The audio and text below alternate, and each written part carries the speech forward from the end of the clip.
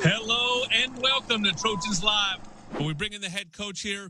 First, Clay Helton, 5-1. He ends up going in 2020. And, Coach, all season long, we talked about the positives of turnovers. When you win the turnover battle, how much easier it makes your life. And, I look up at the stats all Friday night, and you hold Oregon to a season low in yardage by a lot. I mean, that was their worst offensive performance by a lot this season, and yet they scored plenty of points to win the game, and they played on short fields all night.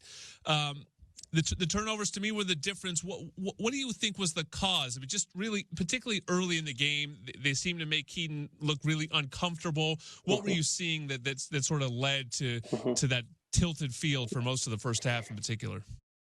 Yeah, well, credit to Oregon and their staff and their players.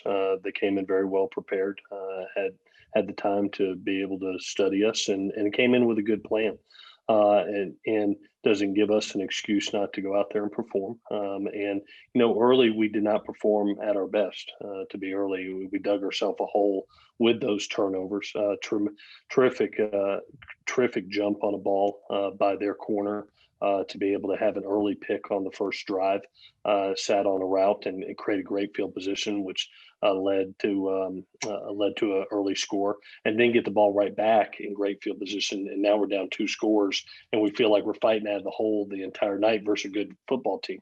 Anytime that you lose the turnover battle, it's going to be a hard night. I credit our kids.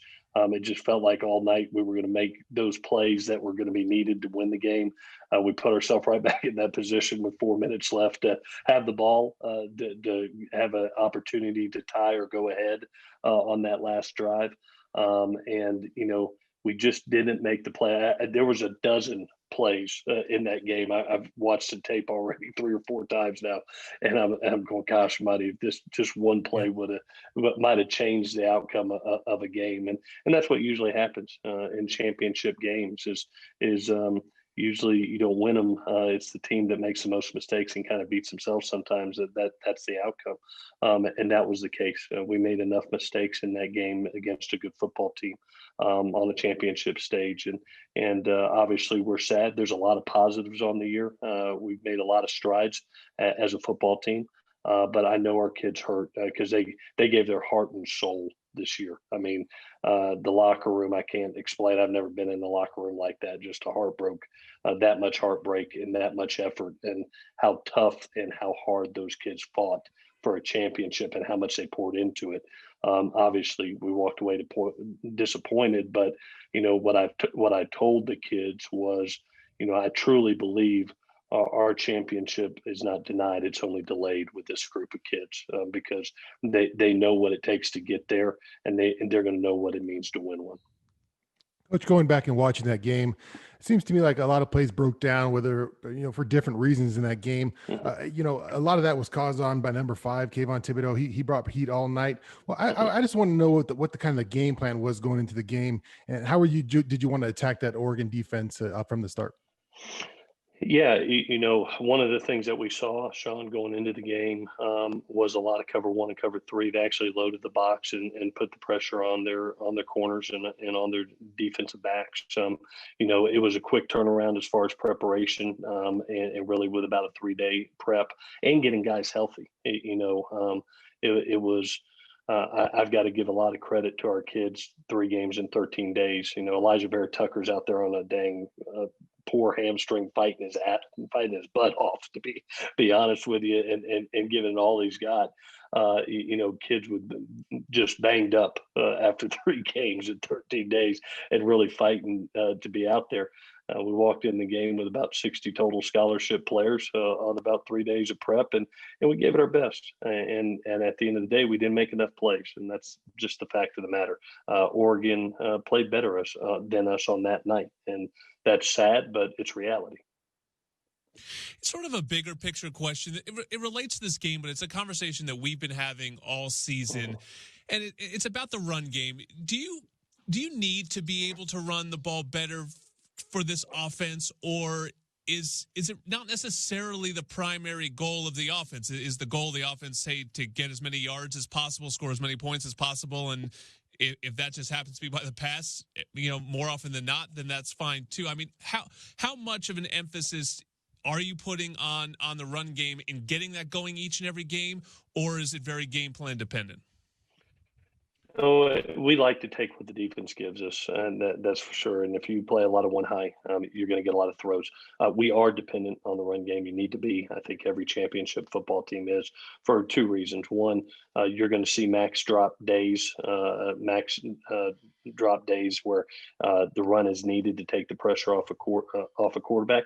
And there's days where your quarterback's just going to be off. I don't care what level you're at, and Sean knows this playing at every level. I mean, it happens in the pros that all of a sudden the quarterback has an off night. Even the best in the world have off nights, and so for us, it's the opportunity to really use our run game to take pressure off a quarterback or take advantage of defenses. Coach, this is a small sample size for the year. Obviously, only 6 games. You get to evaluate and look at them. When you're going back over this year, what are some of the things you're going to look for and try to evaluate the season on the whole? Obviously, like I said, you go 5-1. You don't get the championship done, and you don't get to go to a bowl. So how does this get evaluated by you and your staff? Yeah, I look at it as extreme. Obviously, we're judged on championships. That's what this place is. It's not win percentage. It's judged on championships. We know the reality of that. That's our goal each and every year. That's our standard. Okay. What I see right now is I always look from year to year. Did you improve from last year to this year? At the end of last year, I give Mike Bone and Brandon Sostin credit. They sat down with me and said, "Coach, what do you need? What do we need to take the next step?" And we identified some things that we had to have, from coaching staff to personnel and recruiting resources. And you look up, you get those things, they invested, and then all of a sudden you see the product from a defense that I thought was thoroughly improved from last year to this year, and even continued to improve through the year. You saw a special teams unit that I thought really thrived. You're in year 2 of an offense under Graham. You're going to have a quarterback that I think got better from year 1 to year 2 and is going to be even better in year 3. So there were steps forward because of that. Even the resources that we got in recruiting, and I know we're going to talk about that here in a little bit, all of a sudden you look at from last year to this year. So you want to see movement forward. You want to see progression, and that's where we're at. We're on an upward trend right now in the direction we're going because of the investment that Mike and the university made for us. Less than a week ago, signed what right now they're calling the number 13 recruiting class in the country, although there are a couple big fish out there that might bump that number up a little bit too. But first, I just wanted to close the book. Coach, you ultimately decided to decline a bowl bid, pretty good bowl bid, in the sense that it sounds like you were able to potentially go to the Alamo Bowl, play Texas. I'm sure that the proposition was exciting, but what was the reason to just call it here? Yeah, walking into the game last week, we were at 60 scholarship players, and those 3 games in 13 days had really banged us up. And then playing a physical championship game, already with Elijah on a bad hamstring, probably would not have had him for the bowl game after that game. He played through it and was a warrior. Losing Amon-Ra to a shoulder would not have been there. Losing Keaton on the last play of the game would not have been there. We suffered enough injuries coming out of that game that we were right at the minimum mark of scholarship players to walk in. And then the environment, Jordan, just be honest with you, at the university and the city of Los Angeles, all our sports that were not in season are now at home. Our basketball team is on a 2-week quarantine.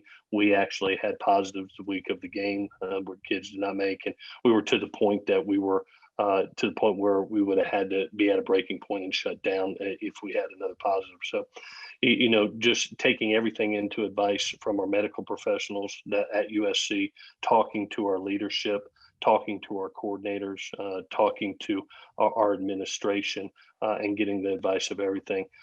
It was more, the right thing ain't always easy, but it's always right. And in this case, it was right for our players not to have 10 more practices and not be guaranteed whether we could get to a bowl game or not, and the health and safety for them.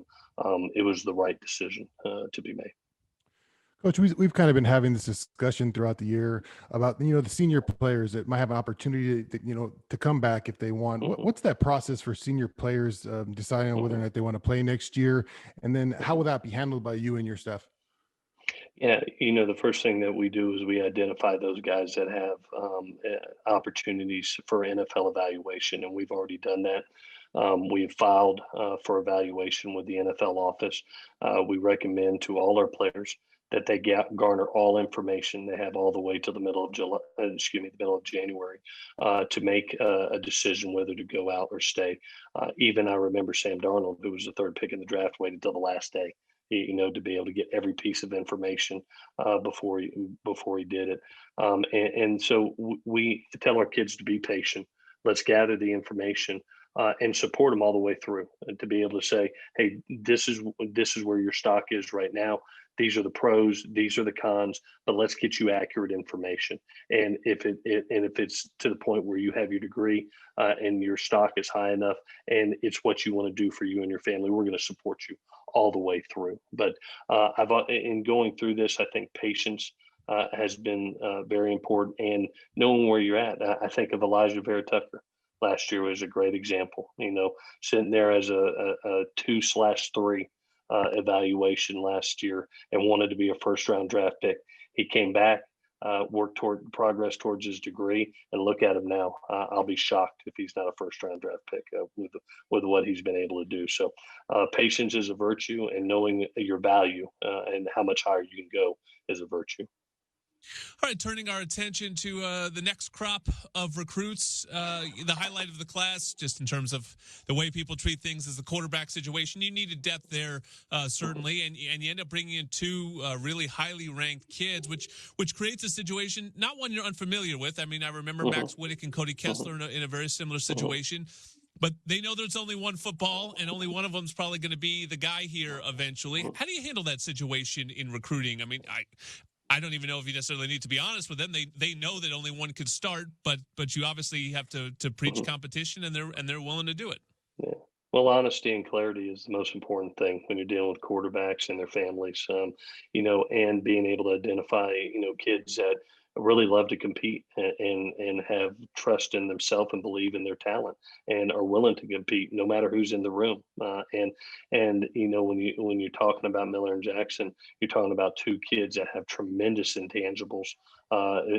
Definitions of what we want as a Trojans, definitions of what leaders are. Obviously, they have the quarterback talent, from decision making, timing, accuracy, and then they lift their teams up. Jackson wins a state title in Utah, and you see the numbers that he's done. We watched Miller Moss as a junior, how he lifted up Bishop Alamany, and that's what quarterbacks do. And so I credit both kids because they both knew exactly with the situation in the room.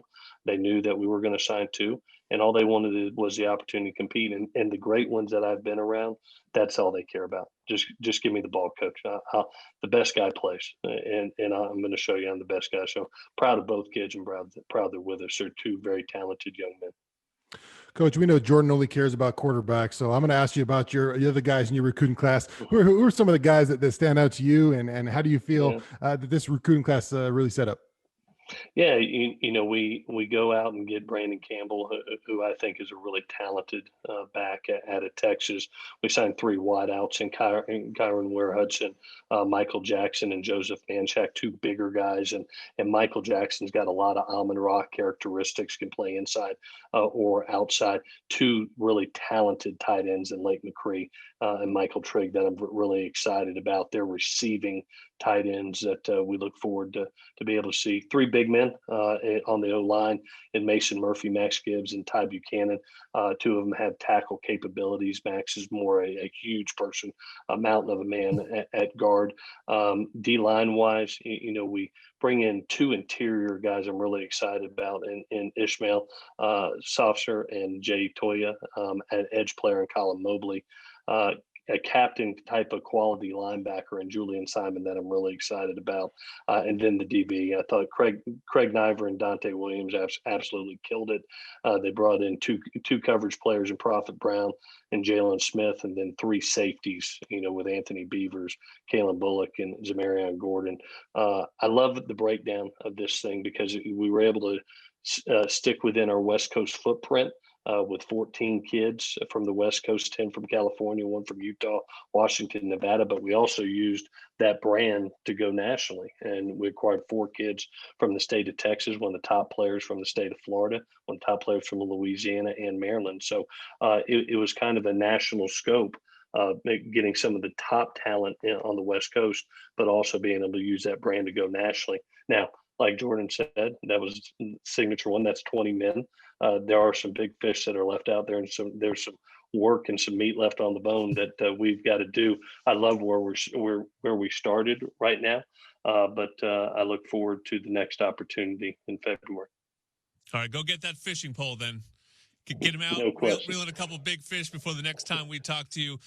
Coach, as always, your last show of the season, so, we appreciate the time, as always. Way more fun when we're talking about wins, and we had 5 of them to talk about this year. Not as fun when we're talking about losses, but you know what? It's all better than when we were talking in the beginning of this thing and we didn't even know if we're going to have football, right? So it was great to have a season. We appreciate your time, as always, week in, week out, and being patient with us. So thank you, Coach. Thanks, Coach. Merry Christmas. Coaches, your next